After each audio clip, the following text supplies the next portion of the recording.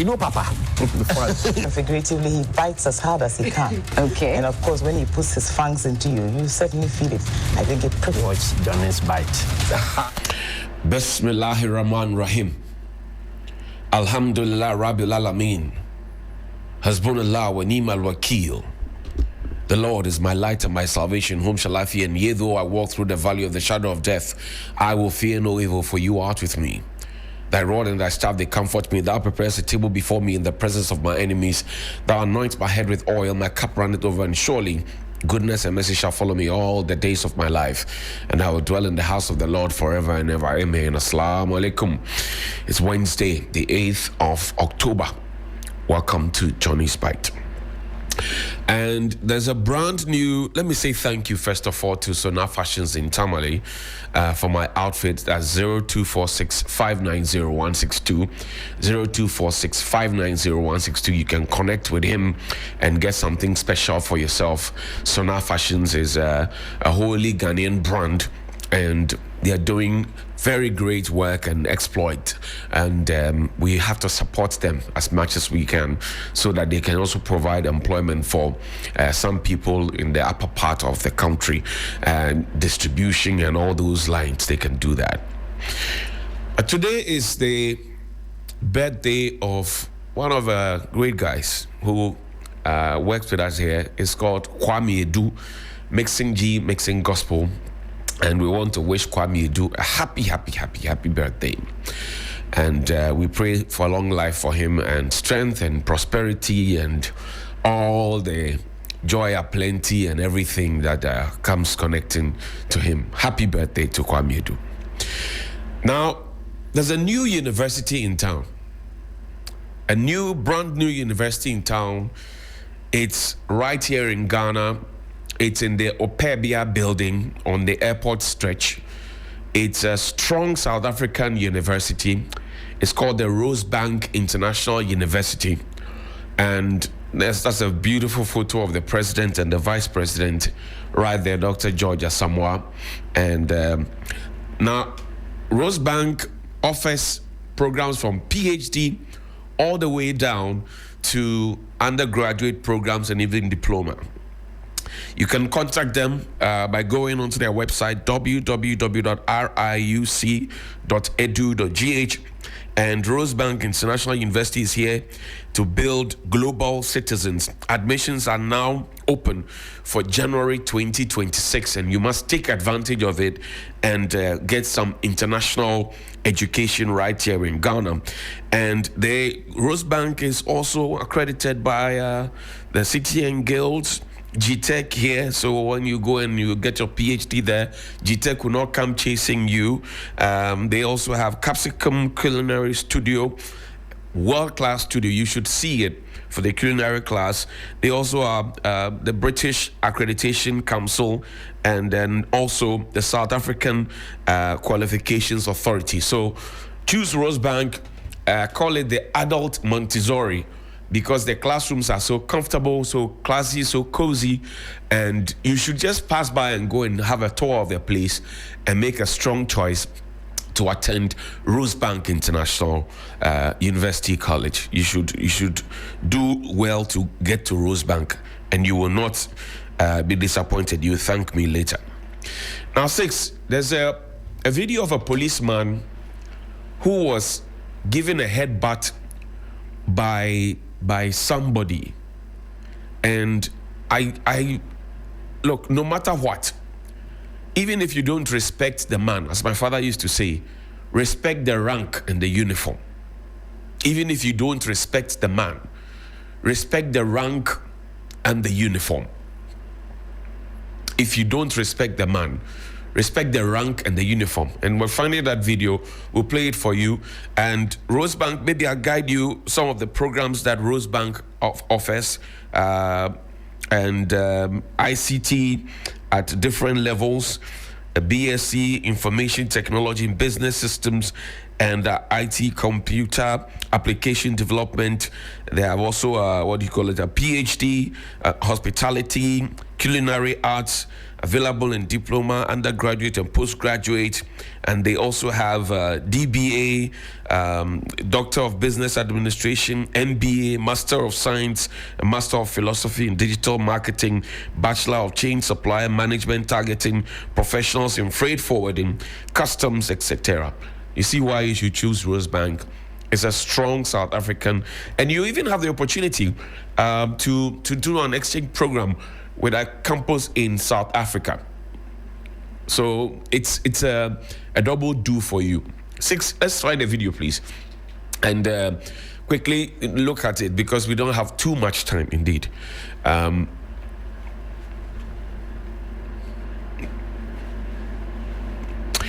Now, I was going to talk about the policeman who was given a headbutt by somebody. In fact, we're in an altercation, and the policeman was given a headbutt. And I say that if you don't respect the man, at least respect the rank and the uniform. And I will appreciate it if the police administration and the authorities at the police administration find that gentleman and deal with that gentleman. They need to find that gentleman and deal with that gentleman, because it is actually disrespectful. It's just like the other time when a policeman stopped another person driving, and the person actually, was dragging the policeman on the bonnet of the vehicle. So it must not be countenanced, because we are not in a lawless society. We are not in a lawless society. So it must never be countenanced. It must never be countenanced. Yesterday, something happened. It rained heavily, and people have still not learned their lessons. And they still want to drive through the heavy rain and risk their lives and also cause problems for themselves. But the question that always comes to me is that, where are our engineers? This morning, driving to work, there are still patches of water, at various places. Where are our engineers? Do they give them the opportunity to actually make the input? Because this is a regular sight. We are spending money every now and then trying to do cleanup exercises and what have you, and educating people. But you can clearly tell that this is also an engineering problem, unless I am wrong. This is also an engineering problem. So we have little rains, we have big floods. As soon as the clouds gather, then people have their hearts in their mouth, because they know that their homes could be flooded. Now, even some of the estates that we have are getting flooded.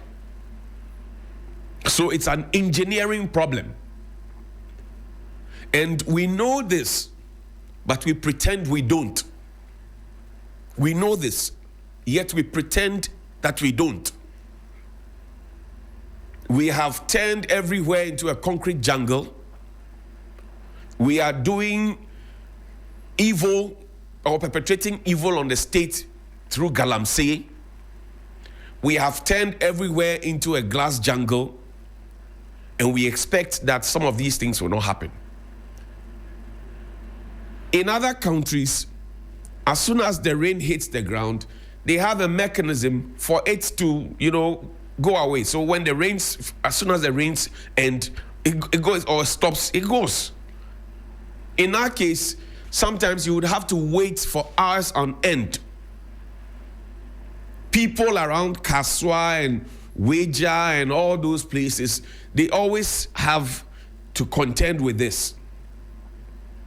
And we know around the Tuba area, there is always that mudslide that comes down, takes one part of the road, and people are forced to drive on just the other side. So unnecessary traffic, wasting people's time.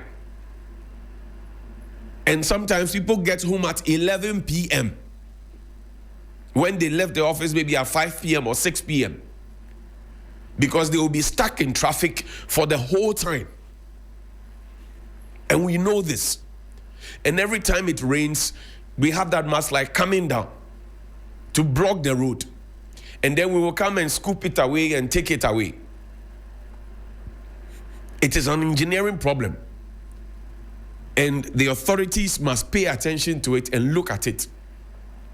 If people have built where they don't have to build, break the houses down.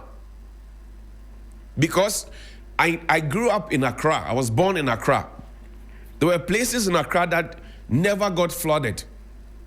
Today, those places get flooded. So it is an engineering problem that we know. It is some indiscipline that we know. But we are deciding that, oh, let's be quiet about it. We ought to change. We ought to change. Now, yesterday, the NAIMOS team, Prestia, Huni Valley, Aboso, those areas, they had a big bust. They arrested people who had Indian hemp and parcels of Indian hemp. They arrested people who were engaged in illegal mining. Some of them surrendered on their own. Some of them were arrested. They destroyed portions of, all the things that were happening there and the structures and everything. So when I hear people say that the fight against Galamsey is a failure on the part of the government, I shudder. Because if this is not commendable, right? If this is not commendable, arresting such number of people, destroying the machines that they were using to destroy the environment, and prosecuting them and jailing them, it is commendable. We can have the argument with the government about state of emergency, etc. We can have those arguments. But where there's unnecessary propaganda that the fight against Galamsey is failing, it's a big problem. We can ask the government to do some more. We can ask the government, for example, to start paying attention to how these people get the machines in and how they even get fuel, because they go to the filling stations, or somebody may have a tanker that they get, fuel to, because these things run on fuel. All right? So we can have those arguments, and we can ask the government to do some more in those areas as an extension of what they're already doing. And it takes time. It takes time. I don't believe in the argument of you do me, I do. No, I don't believe in that. But the facts must be made bare. And recently, I've seen some people who never spoke a word, they never breathed a word. When the distraction got intensified, they never breathed a word. When we had an LI to allow people to go into forest reserves to go and mine or degrade the environment, I never heard a word from them. And even that LI was against a cabinet decision. I never heard them breathe a word. When people in political authority were mentioned in Professor Frimpong Boateng's report, I never heard a word from them. In fact, some of them came defending. So I think that we have to be constructive enough to say things as they are, but not to embellish them to the point where we want to do, I do me, I do you. The elections are over. The next elections will happen in 2028. At this point, we have a country to develop. We have a country to build. We have a country to heal. We have a country to allow to bounce back. We have an economy to fix. And we know what the figures were, or the figures are. We know what the situation is. I told you in the past that when Galamsey busts are done, you arrange maybe 4 or 5 boys and take a photo of them, and then the people who are funding them are nowhere to be seen. And I have made that argument that, look, if we want to really end this, we should get the big boys too. We should get the big boys too. We have been in this country when people were arrested, and then by the time they were due for court, they said they couldn't find them. They said they couldn't find them. It was in the news. So let's applaud, but let's ask for more, and let's demand that the government does more and not play politics with it. Look, in the past, people are arrested, you don't see machines, and I've asked that question. Because if you go to a Galamsey site, the possibility of finding minerals is there. Possibility of finding money, stash of cash, because people are paid by day, it is there.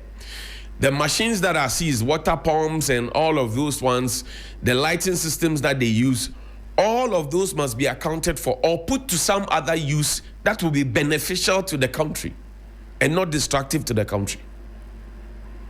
That is the kind of constructive and forward thinking that I expect that we will have, and not to politicize this, because the records are there about those who spoke about it and those who did not talk about it.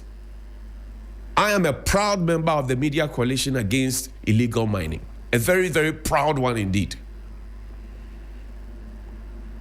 A very, very proud one indeed. So nobody can come and say that some of us have been quiet. Some of our colleagues were arrested because they were demonstrating against Galamsey. Elvis Daku, they were arrested. Stop Galamsey now, those red shirts that we had. We did it with our own resources. With our very own resources. Now, show me the police video, please. And I beg the police to take action. I beg the police to take action. Please find this gentleman.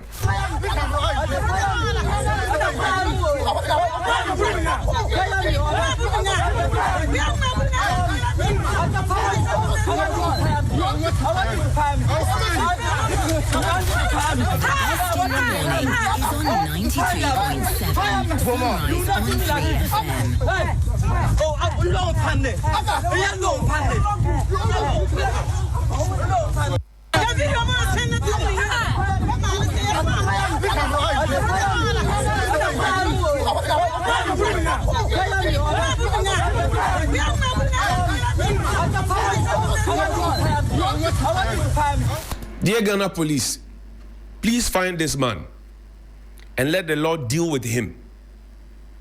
Please find this man and let the Lord deal with him.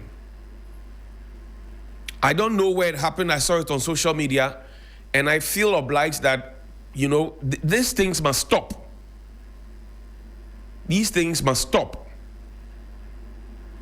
Please find this man and deal with him. I beg you. Now, there's a school. It's in between Metro Mass and the municipal. It is around the Pamprom area. It is called GTTC, Government Technical Institute. It's opposite certain beans seller that I know. And yesterday I had some very disturbing news. It's headed by one Mr. Tete, Simon Tete. And yesterday I had some very disturbing news about it. I'm only asking questions about procurement irregularities that are happening in the school. Liquid soap, overalls, boots, safety boots, and safety books. Liquid soap, those conversations. Things that are procured, but not through the procurement office in the school. They have a department in the school. And these are conversations that among the students and staff, they've been talking about it, but everybody seems afraid because you may be possibly victimized for it. I'm only asking that, are these allegations true? And if they are true, now who caused some? What do you call it? Exam papers or answer booklets, usually you would have them serialized. But these ones are printed and they are not serialized. But things are being procured, I'm told. And yet, when you come and ask for money, they tell you there's no money. Is it true? I'm only asking questions. So I'm saying good morning to the head of the institution, Mr. Tete, and asking these questions. Morning, sir. Now, we were told about the helicopter crash that took 8 lives, 8 gallant lives.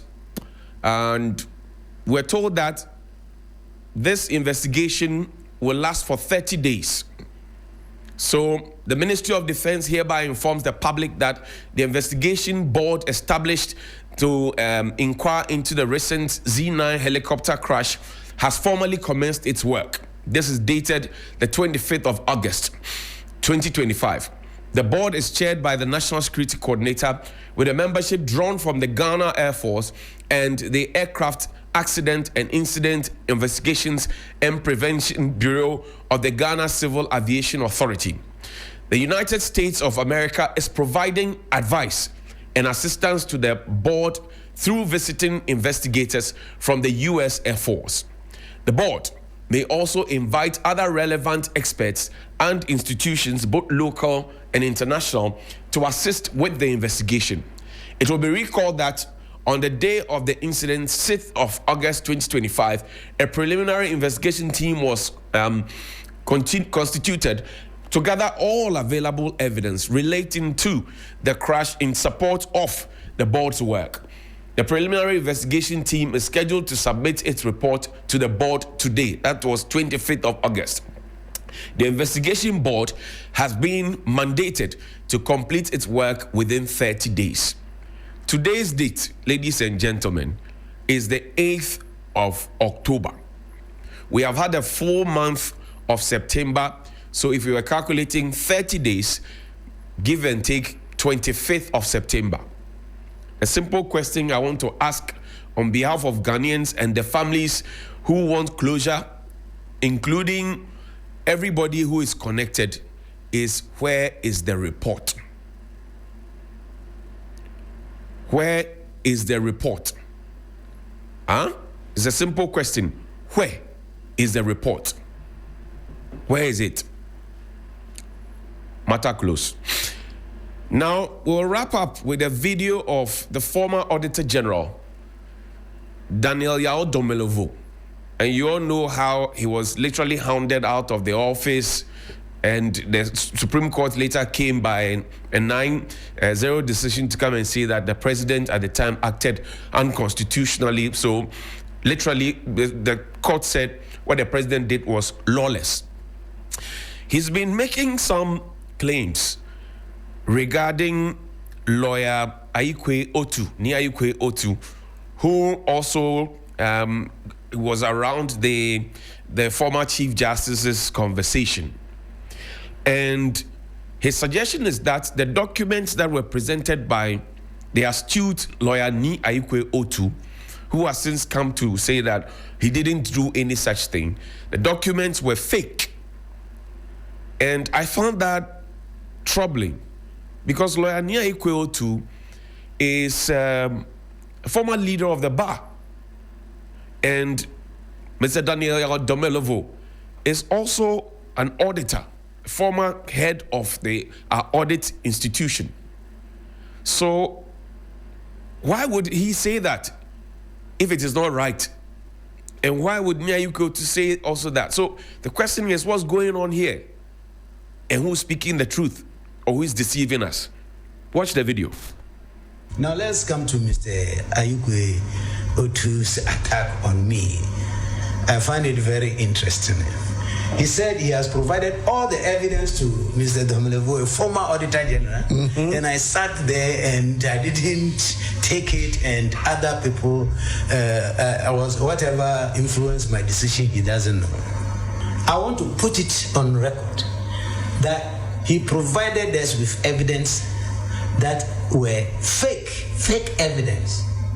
It will interest you to know that it is the junior of the Chief Justice, the Judicial Secretary who appointed the Chief Justice. How is that? Yes, that letter he produced is signed by the Judicial Secretary appointing a Chief Justice. So if you follow the briefing that the Attorney General has been given, a lot of work is going on. When you ask, are you satisfied? I'll say no, I am not satisfied. Because I can't see the end of the tunnel, not to talk about the light at the end of the tunnel. I can't even see it. I don't even see the end of the tunnel before the light, because I know this may continue until there's a change. In fact, the prayer of the corporates and their lawyers is that there should be a change in government. Then you hear Nolly Prosecutor and etc. and our money is gone. The procedure that Attorney General currently is using is going to be very difficult. 9 months. 9 months is not small, my brother. Before we realize, we have finished a quarter of the term of President Mahama. So I think we have to change the speed at which we are moving and let people gain the confidence that things are moving and moving very fast. It begs one question. Doesn't mean they didn't prepare before coming to office, or they were not ready for winning the election. Because when I look at the quantum of money that we should recover and the speed, the snail speed at which we are moving, I'm like, when are we going to get there? We may not get there. We need to change the legal framework. And let me be blunt here. If government refuses to do these changes, it only tells me that either they are also doing the same thing, they are also stealing, or they have intention of stealing. That is the only motivation which will stop you from doing these things, which brings about quick win. So, what's going on here? That's the question. The first question about the back and forth with lawyer Nia Ikwe-Otu. What's going on here? The second question is when he's putting it to the government of the day that they have to recover the monies. And the Attorney General came to hold press conferences and told us that he has empirical evidence about people who have stolen from us. Some of them are on social media talking and posting, they and their assigns, because we have started doing plea bargain. Mr. President, let me tell you this humbly. The streets are not happy with plea bargain. If people have stolen from us, recover the money and jail them. We have seen it in this country before, when people were put into jail because they misappropriated money. So if they have stolen, jail them. If you jail them, they won't be on social media making funny noises. They won't be there flaunting whatever they stole from us and be making plea bargain. Because the simple analogy is that if I steal 30 million cedis from the state, or if I steal 500 million cedis for the state and keep it for 4 years, I could turn the money around, invest it, and make money out of it. And just come and give you the 500. So what you are literally telling me with your plea bargain conversation is that people can steal, come and apologize, come and say, I will return it, and then matter close. We cannot run the country like that, Mr. President, respectfully. So, Mr. Attorney General, we beg you. We beg you. Here ends my sermon. Now, let's put Kwame Edu on quickly. Let's put Kwame Edu on, mixing gospel. Big brother, that's the man himself. Today is his birthday, and it's a great voice. He doesn't look like his voice. He has a very deep voice. But today is his birthday, and we wish him a happy birthday. Good morning. Yeah, good morning. Alhaji Viteti. Yeah, boss. Talk to me, sir. Thank you very much. Let me say my regards to Alhaji Yaokondo. But Johnny, there was a disappointment yesterday. I will not talk about it anyway.